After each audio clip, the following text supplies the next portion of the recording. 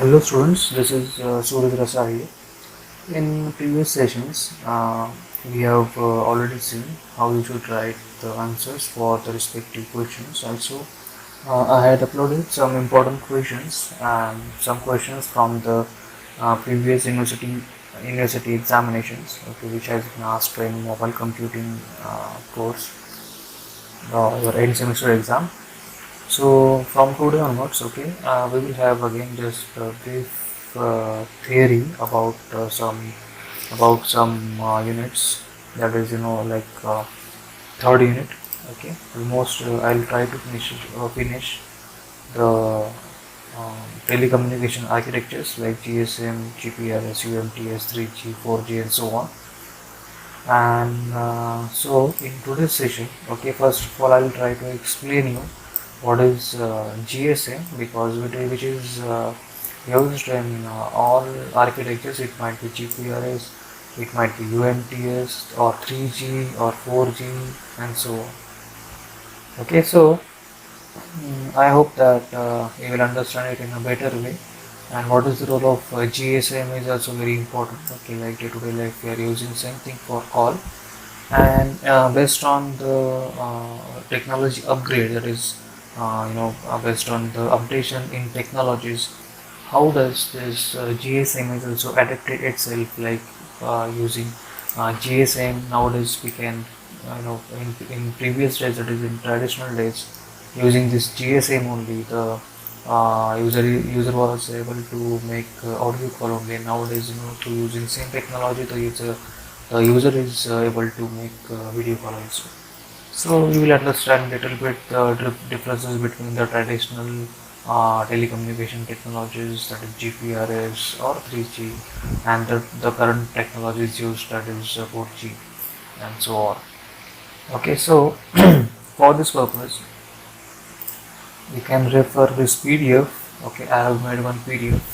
Okay, which includes all major points required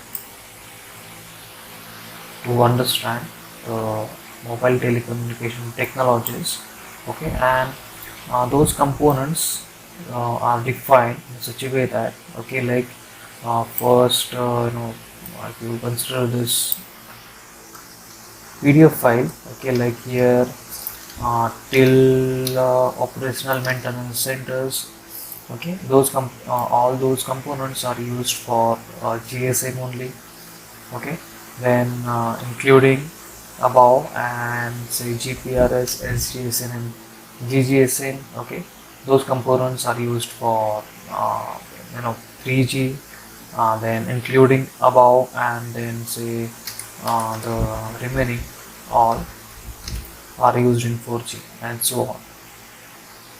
Okay, so almost how does the GSM, that is GPRS including GSM, is upgraded to 3G, and how does the 4G is upgraded from 3G including GSM.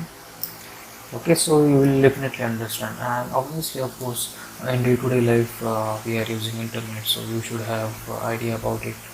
That is how does the mobile telecommunication network works.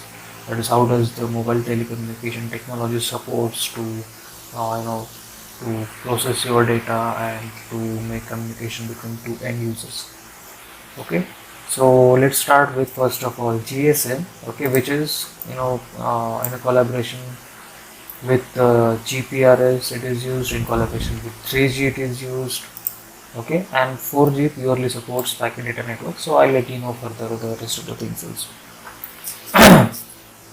Because what I thought, since we have a lot of time to discuss about such kind of technology, so what I thought, why should not make some video session for such a kind of architectures. Okay, so let's begin with first of all GSM architecture. Okay, so basically it is nothing but a global system for mobile communications. Very simple thing. Okay, now let's start with GSM, and obviously to know how does the GSM works. Okay, you should know what is PSTN, that is Public Switched Telephone Network, and what is Integrated Service Digital Network, ISDN. Okay, I'll come to those points. Okay, and we it's not like you have already learned those telecommunication, that is how does the PSTN works or how does the ISDN works, what are they, you have already learned while learning computer network subject, but still I'll try to repeat a few points related to those sub points. Okay, and last one is this data network, basically how does the data is shared through this kind of thing and so on. So okay, let's begin with the global system for mobile communication. Okay, so just remember one thing. Okay, the GSM architecture. Okay, if you try to go through the standard references available, the GSM architecture for GPRS is different. The GSM architecture for 3G is different, and the GSM architecture for 4G is different. But still, I'll try to explain its working with respect to the 4G only. Remember this thing, very important. Okay, so even though you might be observed some GSM architectures, okay, related to the GPRS, related to the 3G. Okay, so what I thought is you should know the current GSM architecture used. Okay, so that it will be better to understand the rest of the architectures also. So let's start with the GSM architecture. Okay, which is also even though very simple thing. Okay, in day-to-day life we are using same thing. So in previous sessions also I had tried to explain you the mobile network working in a such a way that you will understand how does your mobile network works and how does it differs from your stable network. Okay, so consider say this is your mobile device, okay, which is in short in terms of GSM architecture it is called as mobile station. Okay, now obviously same thing you should remember. Okay, that is while transferring the data, okay, it has to pass through all steps. Okay, now just wait for a moment, let me draw first of all the diagram and then I'll start explaining it. Okay, so this is general architecture. Okay, in little bit in more depth we will try to see what is GSM, but this is just overall introduction about how does the GSM works. Okay, so basically the GSM and GPRS are a part of internet service provider. Okay, so in short, this if you see GPRS architecture, okay, that is your next term. This is GPRS architecture. Okay, that is General Packet Radio Service. So basically, it includes GSM itself, and GSM is half part of that GPRS architecture. So that's why you should know GSM architecture. In fact, if you see instead of GPRS 3G or 4G, instead this GSMS is connected to the 4G. Okay, so this is just a general architecture. So before starting with the rest of the part, okay, let's start with first of all how should this mobile device will have connectivity through this ISP. Okay, so we have already learned that first thing is a very simple example you can consider, like first of all this mobile device is turned on.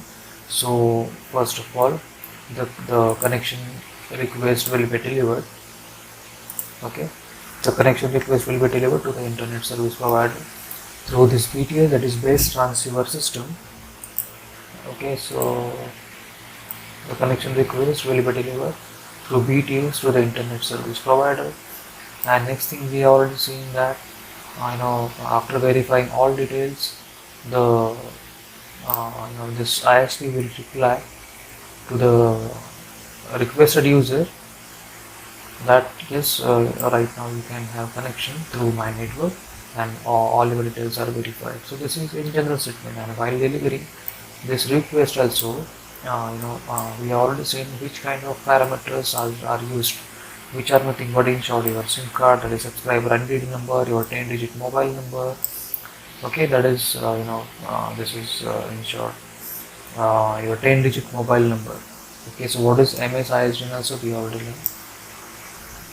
Then IPN, it is in short the hardware component details, that is whatever be unique ID is given to this mobile device, so basically it will be used. So those parameters, okay, till now we already seen that while delivering connection request, how does those parameters are used.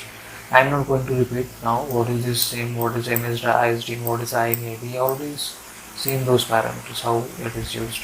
And even though we already learned that even though while how does the registration takes place, that is first of all the agent discovery is done.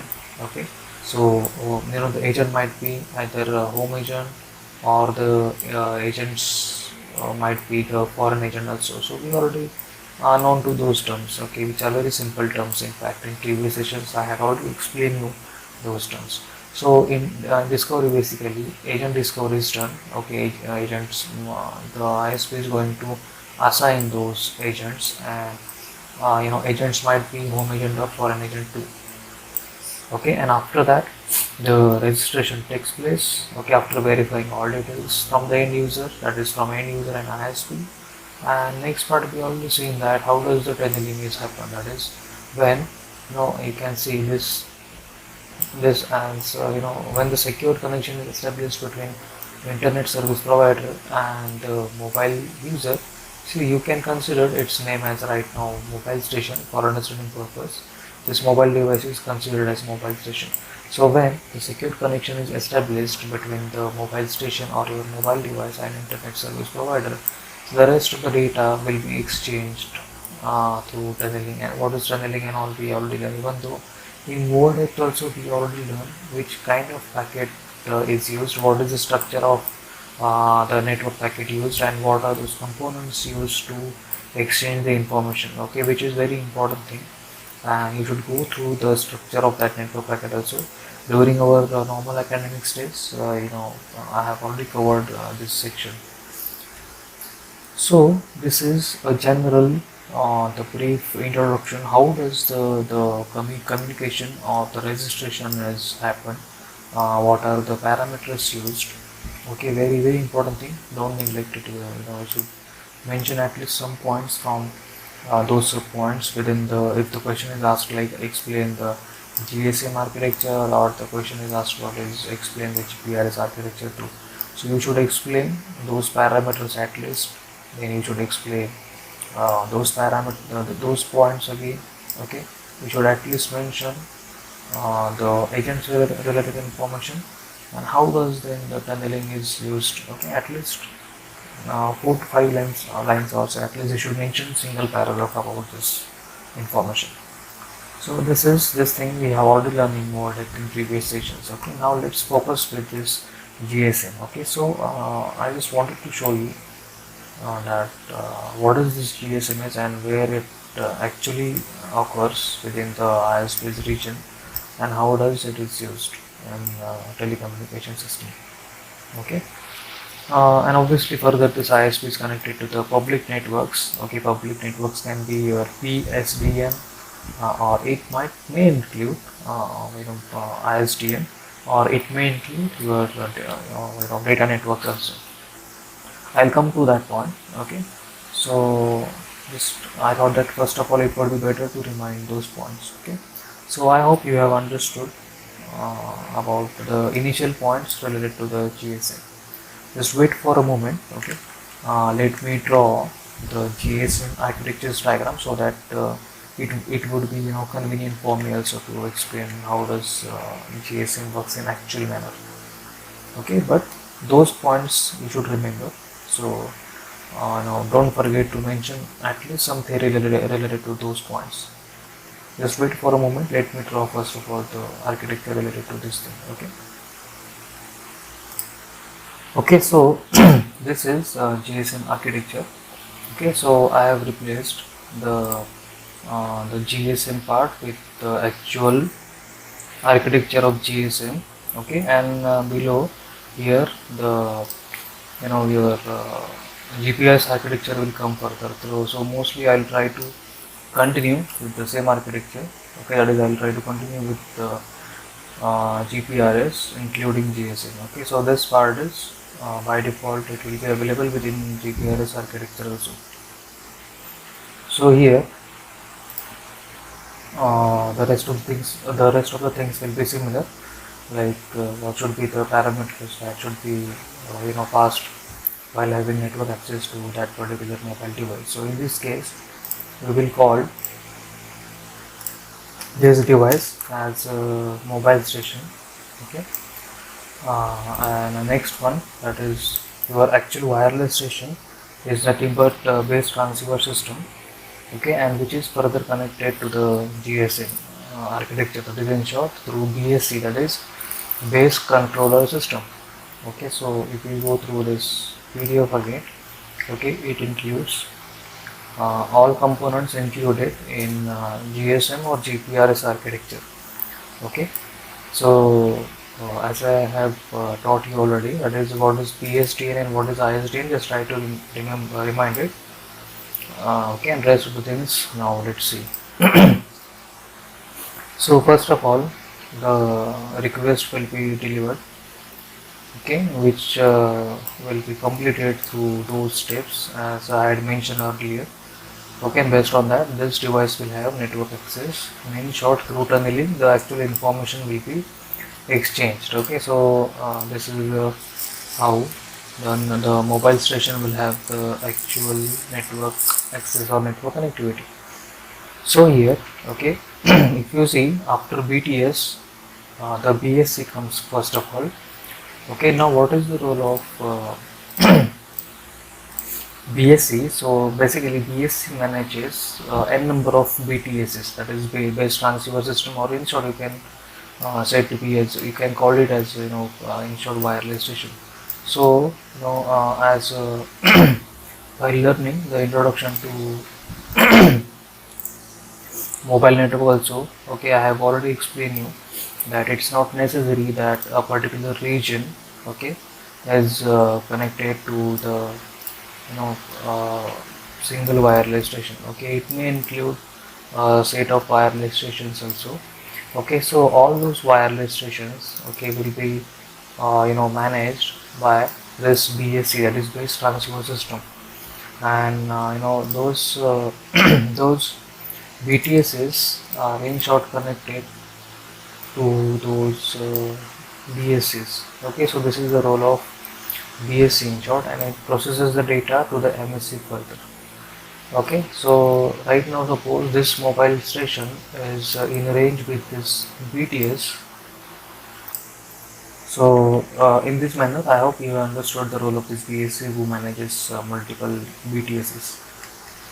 Okay, so I'm just removing all those another BTSs.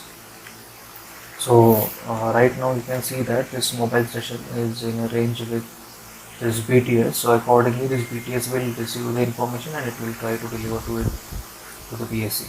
Okay, now almost the BTS has a set of configurations, like how much bandwidth it supports, how much bandwidth it generates based on the frequency value of received the received frequency values from that end users and so on. So this is the hardware part, little bit this here is related to the hardware thing. So this is how the BSC basically manages the multiple BTSs. Okay, so when again this information will be received by this BSC, it will be delivered further to the MSC. Okay, so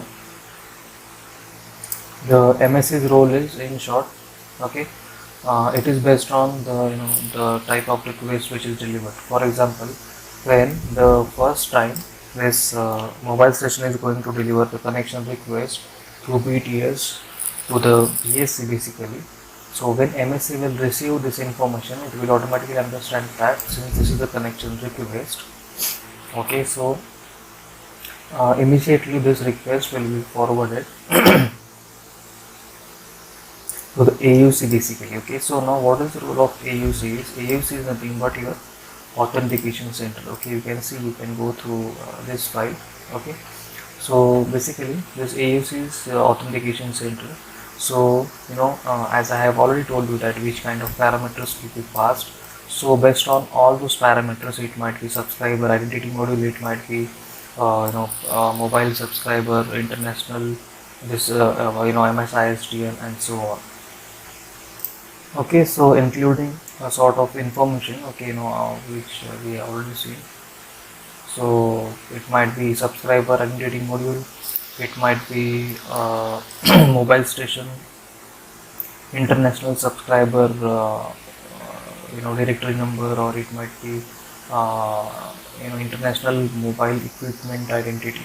So clubbed this information, it will be passed already to the MSC. So MSC will try to segregate the information. Okay, so first of all, the SIM and MSISDN based information will be received by this authentication center. So this authentication center will try to go through the SIM and MSISDN based information. So it will understand that yes, this user is registered within our network. Okay, so remember we are looking at internet service provider. That is, this is in short ISP's office, where GSM is one part of its architecture. Okay, so when the SIM and MSISDN based information will be only authenticated by this authentication center, okay, it will deliver the same information to the MSC. Now MSC will again divert the respective information to the EIR, that is equipment identity register. Okay, where after having authentication, this IMEI details will be stored here in equipment identity register. So this is nothing but the role of EIR. So in short, it is going to store the device information. Okay, this is not just one role of this EIR. So basically, this EIR is going to manage the mobile stations, that is in short networking devices also.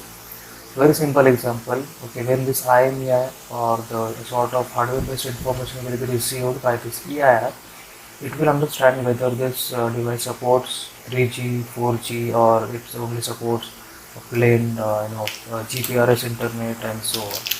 So based on this EIR's report, the ISP basically will understand that which kind of technology is being supported by this particular device.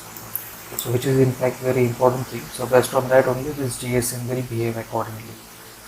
And obviously in AUC, as I told you, okay, it is going to verify the user details based on CMI and MSISDN. Okay.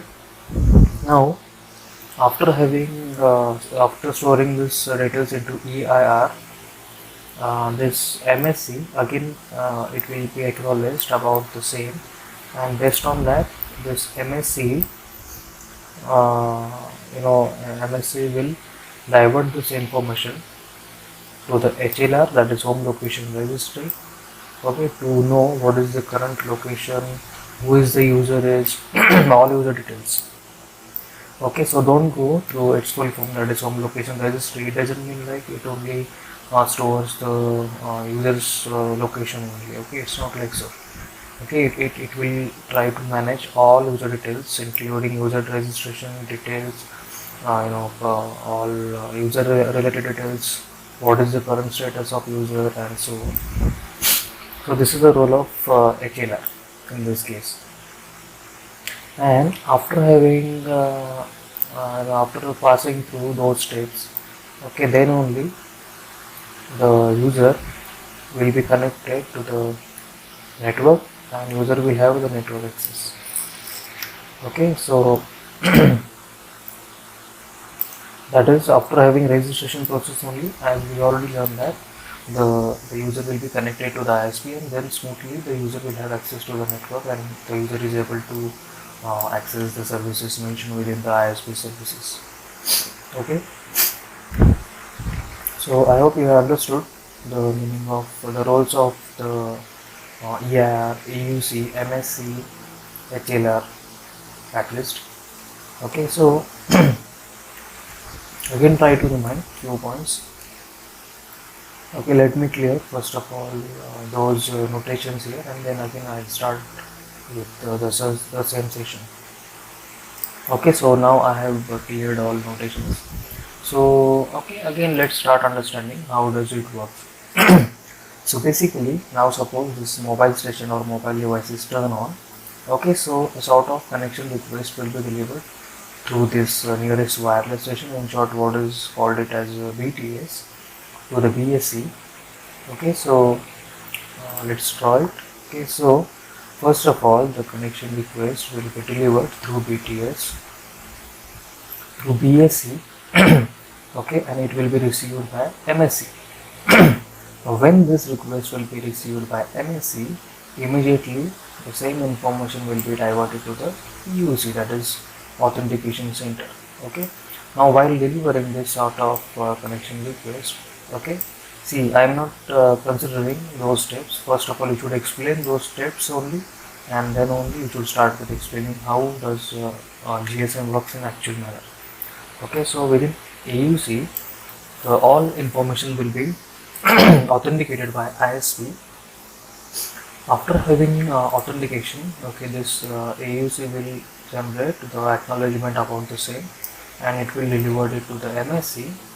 Okay, and based on that, MSC will again try to store the rest of the user details simultaneously. Okay, that is which kind of device is being used by the user, which kind of technology is being supported by the this user's device based on the IMEI number and rest of the things. Okay, and again simultaneously it will try to deliver or store the rest of the information related to the user details. Who is the user, is which kind of services is subscribed by that user, what is the current location of user, and so on. So many things are there. Okay, and based on that only, again further at the moment, okay, then only the user will have access to the requested network services. In short, it might be any service. It might be calling, it might be uh, delivering SMSs and so on. Okay, so the secured connection will be established, and through which only the information will be exchanged between the mobile station, that is end user, and internet service provider, in short. Okay, so this is normally initially the activated components within GSM architecture. Now here you can see that okay, one more component is added to this architecture. Okay, so which is in short this OMC. Okay, so OMC is in short operational management center. You can see the list of components we will find here. This OMC is also operational maintenance center. Sorry, I have completed it in the wrong way. That is M stands for maintenance, in short. Operation maintenance centers. Okay, so it manages the devices and rest of the things which is happening within the ISP. Okay, so like for example, right now the user is connected. After some time, it might be disconnected or it might be entered into the foreign network. Okay, again based on that, the data might be received through this ISP. Okay, what is the current status of that device and so on. Okay, so in short, the service management or the device management is done through this OMC. Okay, so in short, it keeps record of all services being accessed by the user, or what is the current status of user about the services. This is the role of OMC here. Okay, now our first step is done, that is the device right now has the network access, that is internet service provider is connected to this mobile station, in short, or your mobile device. And now suppose next task is, let's say this user wish to make uh, let's consider, say user wish to make voice call. Okay, so in that case what will happen? Okay, so let's consider again same example. Okay, so to make voice call again, what will be happening here is the voice call will be okay. So now suppose user may wish to make a voice call, then what will happen in this case is obviously the voice call request will be delivered through BTS, through BSC, Okay, and obviously as usual it will be received by MSC. Okay, now again it's not necessary that all time the request should be approved by the AUC. Okay, once the AUC is done, but still again, okay, through this HLR again it will be verified. Okay, that is which kind of services has been subscribed, whether user is able to make voice call or not, and so on. Okay, so through HLR again including its session storage and everything. Okay, so the request will be further delivered to the GMSC. Okay, which is in short the gateway mobile switching center. Okay, so this is normal mobile switching center, this is the gateway mobile switching center. So what is the differences? This MSC in short interacts with the internal components of GSM architecture or internet service provider, and GMSC is in short the gateway which communicates with the public network or the outside, or say the external network you can consider. So external network may include ISDN, PSTN, or data networks also. Okay, now this is your ISDN. You see, ISDN and PSDN are in short your telephonic networks, that is telecom networks in short. Okay, now this public switch telephone network is in short your a simple, very simple thing. It is in short your public network. You can consider the normal users, the rest of the users, or the users from another internet service providers. Okay, and integrated services digital network in the sense ISDN. Okay, which the users which might be subscribed under the same ISP only. Okay, now the user may wish to call, say, the user who is using the or the user who has been subscribed within this ISP only. So the same call will be again transferred, or the same request will be delivered through this public network, that is through ISDN, to the another user. Okay, now another user in the sense again the same user which is subscribed under the same ISP services. Okay, so this is in short very simple thing, you can understand in a very easy way, and through this way only the communication will be again happening. Okay, so this will be again obviously two-way communication. Okay, since I have just only used single line to represent this communication, but you should know, and remember each time this HLR will be activated. Okay, that is let's say this user might have subscribed, or might have the low balance, or say the balance within its subscription might be low. So each time this HLR is going to verify uh, what is the current status of this user. So based on that only this connectivity will be maintained. Okay, now say there might be the user may wish to make another user who has been subscribed for another internet service providers. Okay, that is the user might be using another ISP service. Okay, so again this user will be connected from this PSTN network, that is in short, this is in short the part of public network. This cloud represents the public network, and previous diagram also we already learned what is public network is. Okay, so basically this is how it is managed through GSM architecture only. I hope you have understood, and all time this OMACLs is also activated. Okay, and I have already explained you what is the role of this OMACLs.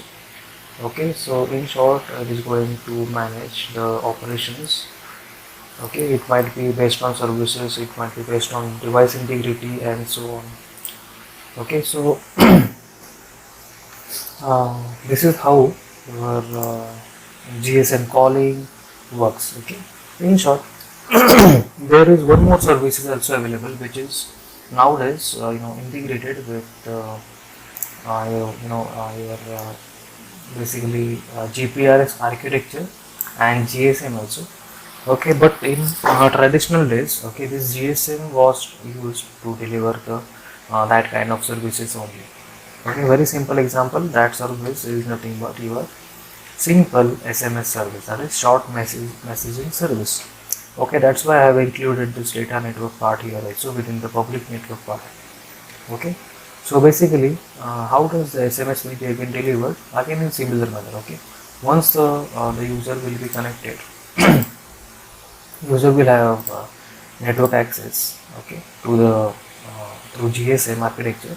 And let's say in third I'm considering third example. First example I had explained you, that is this user wishes to make a voice call to the another user who has been subscribed or available within this ISP's network only.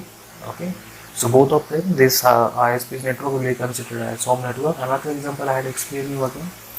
If this user wishes to make voice call to the user who has been subscribed under another ISP services, so through PSD, how does it is going to communicate?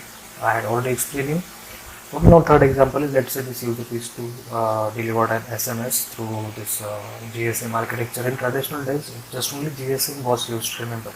Nowadays, in association with the GPRS, okay, here the next part comes here as a GPRS. So in association with GPRS only, the SMS service nowadays it is being used, which is purely based on data network only. So let's consider again the example where user is to deliver the message. Okay, so in that case, what will happen again? The message data will be delivered. See, this is a pure text message only, not multimedia. Okay, so through BSC, obviously, that is first of all through BTS, it will be delivered through BSC. Okay, now again through MSC again it will be verified from HLR. Again it will be delivered from MSC to GMSC, and through data network. Okay, it will be delivered further to the whoever the end user is available within the network. Okay, so that end user will receive this information accordingly. That is what it might be text message. Okay, very simple. That is SMS service. Okay, so I hope you have understood the three examples. You can consider either of the example, okay, to explain this service. Now remember, okay, this the difference between the previous and this one is, this is just only one way communication can happen for this kind of example where the data network is used. Okay, that is at a time this user can send the data, and in next time suppose this user needs to send some data. So again through another communication channel, the the information from that end user will be received. Okay, this example is we have considered the example for delivering SMS only. Okay, so I hope you have understood in a better way, that is how does this GSM network works.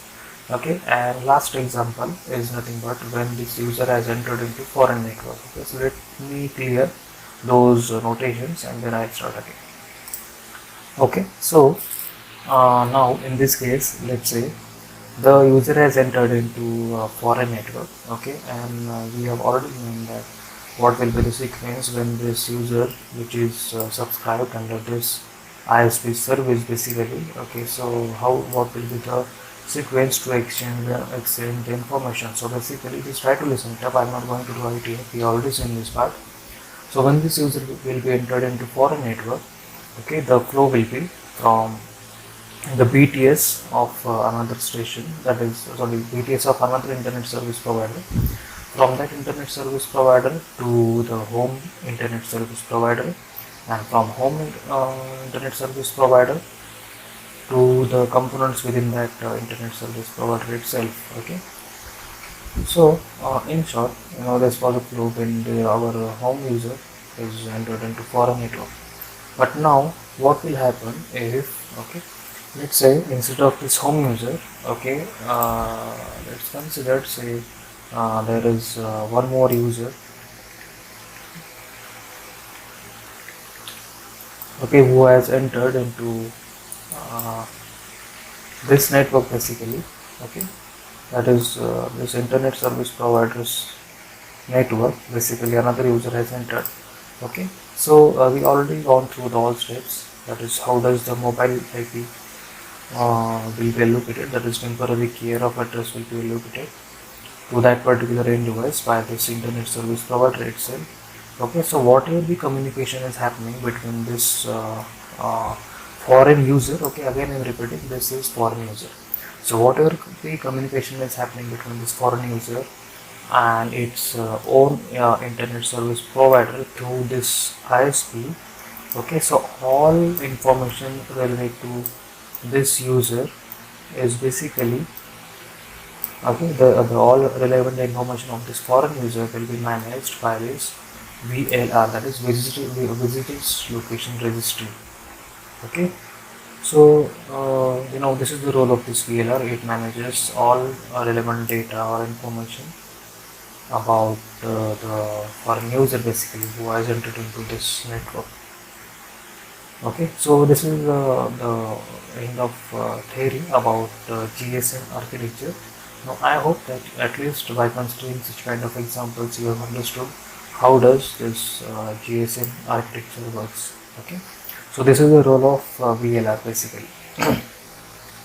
Okay, so remember, okay, that the further, okay, since this is the GSM part basically, okay, uh, so this was GSM.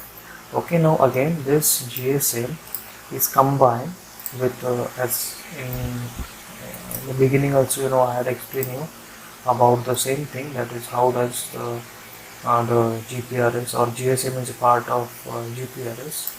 Okay, so in short, okay, this is your GPRS part. Okay, and in short, a little bit some more components are there, okay, which are related to the GPRS, okay, and which covers the whole the GPRS architecture basically. So this is GPRS and this is GSM, okay, which combinedly forms GPRS architecture. Now, so a little bit, there are some differences, some additional components are included in this GPRS. Okay, as I have already told you that. Okay, the first, okay, if you go through this list, okay, here, so till GGSM, okay, here, basically, okay, all components are related to the GPRS architecture. Okay. Now I would like to mention one some relevant information, that remember, this data network is different thing. Okay, data network in the sense, if let's say this user wish to send SMS, so during traditional days, through this data network only, such kind of information was exchanged between two end devices. So in short, this data network right now, okay, I had explained you with respect to GSM, not with respect to GPRS. But when the thing comes related to the internet basically, so again based on that, this data network's role will be changed. Okay, so don't get confused. So I hope you have understood the GSM architecture in more depth.